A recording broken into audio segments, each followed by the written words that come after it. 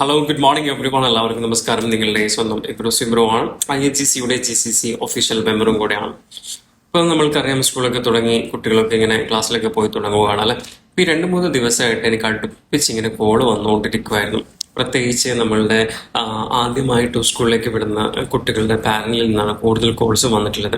അപ്പോൾ അവർ പറഞ്ഞിട്ടുള്ള ഒരു കാര്യം എന്ന് പറഞ്ഞു കഴിഞ്ഞാൽ, എന്താണെന്നറിയില്ല, വല്ലാത്തൊരു വിഷമം ഫീൽ ചെയ്യുന്നുണ്ട്. എന്തൊക്കെയോ ഒരു അസ്വസ്ഥതകൾ ഇങ്ങനെ ഉണ്ടാവുകയാണ്.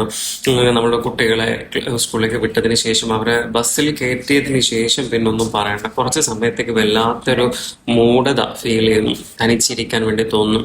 ഒന്നും ഫുഡൊന്നും ഉണ്ടാക്കാനും തോന്നില്ല. എങ്കിൽ പിന്നെ കുറച്ച് സമയം കഴിയുമ്പോൾ വിചാരിക്കും പെട്ടെന്ന് പോയി കുട്ടിയെ കൂട്ടിയിട്ട് വരാമെന്നുള്ളത്.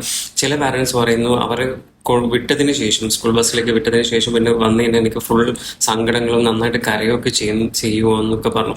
അങ്ങനെ പലർക്കും പല പ്രശ്നങ്ങളും അസ്വസ്ഥകളൊക്കെയാണ്. ഇത് തികച്ചും നോർമലാണ്.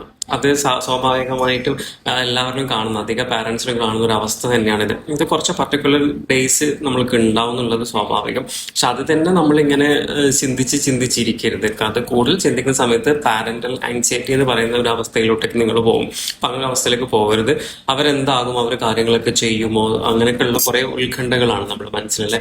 അപ്പൊ അതിന്റെ ആവശ്യമൊന്നുമില്ല. അവിടെ നോക്കാൻ ടീച്ചേഴ്സ് ഉണ്ട്, അതുപോലെ തന്നെ മറ്റുള്ള ഹെൽപ്പേഴ്സ് എല്ലാവരും ഉണ്ട്.